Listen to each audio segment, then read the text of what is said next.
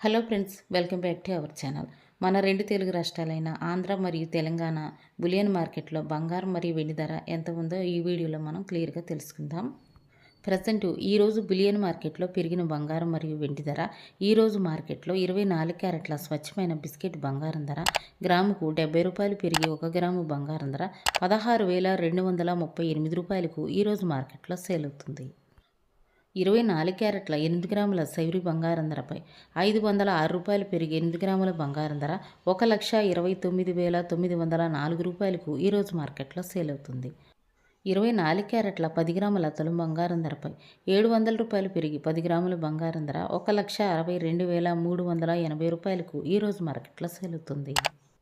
22 క్యారెట్ల గ్రాము బంగారం ధరపై 65 రూపాయలు పెరిగి 1 గ్రాము బంగారం ధర 14,885 రూపాయలకు ఈరోజు మార్కెట్లో సేల్ అవుతుంది.